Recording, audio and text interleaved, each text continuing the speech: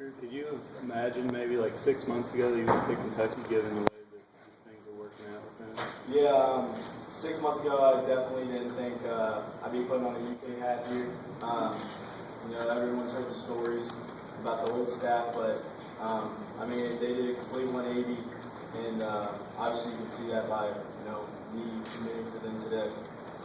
Drew, how much of an influence was the incoming class that's going into UK with you in your final decision? Because there's some really good kids in that class. I knew kids from each of the 3 schools I had as my finalists. I talked to them all the time, and I wouldn't say that really played a big part. It's cool, playing with guys that you know and other top guys, but at the end of the day, this is your decision. You can't be going to a college where you think you're just going to be with your friends or whatever. You got to make sure you're going to be happy, your whole stay.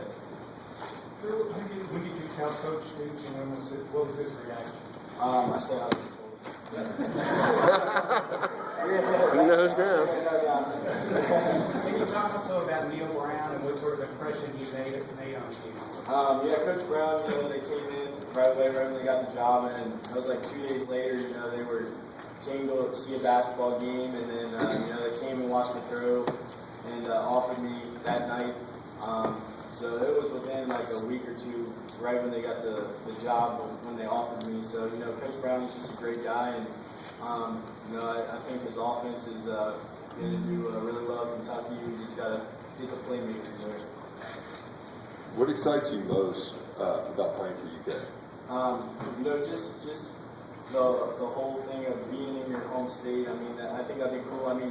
Like I said, I was that close to going to South Carolina, but, at the end of the day, I kind of sat down and really thought, what would it be like if I went to South Carolina and I looked over at UK and, they're doing great things, and I could think, oh man, I really missed out on that. And, I think this staff is turning it around completely, and, the vibe is just completely different, and you can see that by the fan support and, the recruits and everything. So they've upped everything, and, went to new paths that people didn't think Kentucky football could go to. When we had talked before, you said part of the reason why you wanted to commit early is because you wanted to be kind of the face of the class recruiting other guys to come with you. Is that now start focusing on getting guys to come to Kentucky with you? Yeah, I got a list. I've just from going to all these schools and meeting all these guys, I've got a lot of guys' numbers in my phone, and I'm definitely going to be hitting up. I'm not going to pressure them or anything, because, I had guys trying to do that to me, and I didn't really like it. I'm just going to tell them, do what's best for you, but, I think you look better, playing with me, so. No pressure. Drew, how appealing was this? I had sent a few texts with them back and forth last night.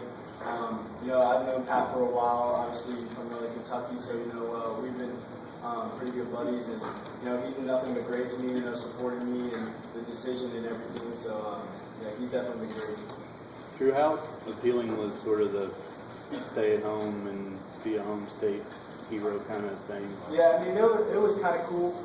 It wasn't the main reason that I went to UK. It was definitely cool to stay home and just think about after football, all the connections you'll have made at your home state, and just life after football, and then obviously representing your state will be pretty cool too. You plan on graduating early and enrolling in January, like you said? Yes, I will. Do you feel like you have a chance to go in there and start your freshman year? The plan is that I'll probably redshirt, but I'm going to go in there like I'm going to start. I'm not going to come in with the mindset that I'm going to redshirt and just kind of take it a little easy. I'm going to come in there and work my butt off, and it's just going to start working even harder right now. So I'm going to try to go in there and try to win that starting job right away. But if that doesn't work out, I'll probably redshirt. You pattern your game after anybody else?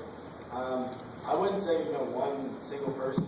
I like taking little bits and things from all these players, NFL, college, and even at these camps I go to. If I like a little thing that they're doing, I'll be like, I like that. I'm gonna go home and practice that. So I just kind of take bits and pieces from other people. Drew, who are some of the guys on that list that you mentioned? Matt Elam, Braxton Berrios, Blake Bone, Nick Glass. I mean, there's a lot I can't even think of. I got a lot. Derek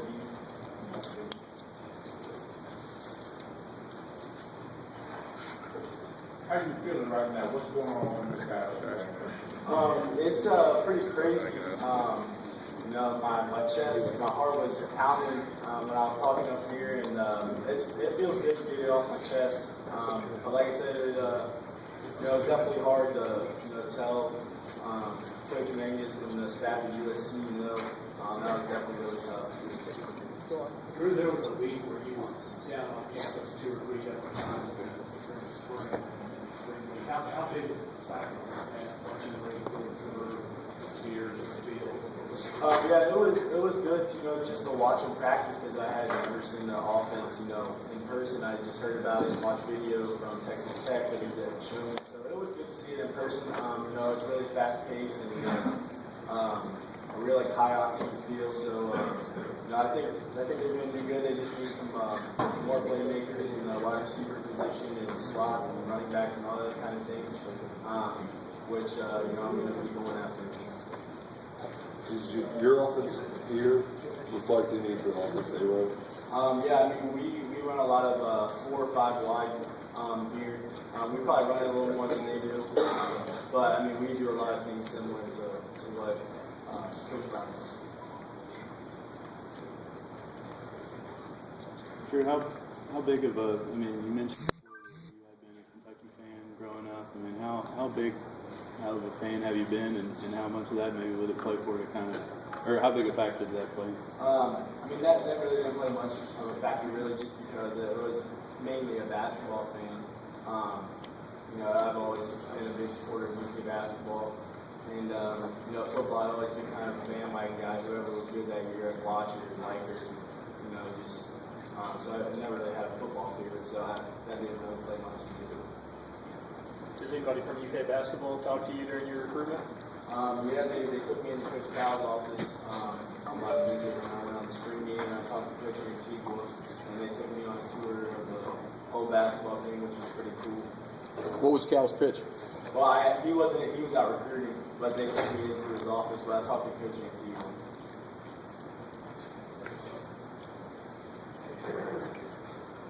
What a lot was made of all the letters that they sent to you, and the kind of the huge bulk of letters that they sent to you. How much did that maybe just help out with what they were trying to do as far as the recruiting?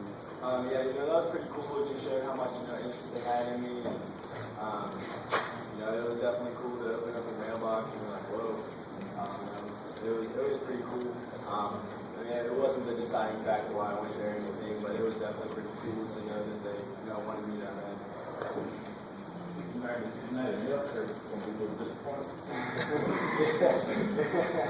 I'm sure I'll still read some letters, but probably not as many as they would send me. Drew, you accepted an invitation to the Rivals Challenge. Can you talk a little bit about that and what that means? Yeah, that's awesome. You know, it's the top 100 or top 80 players are migrated into the top 20 in 2015, and you know, only 4 quarterbacks were selected. So you know, it's going to be a great experience, and I'm looking forward to it.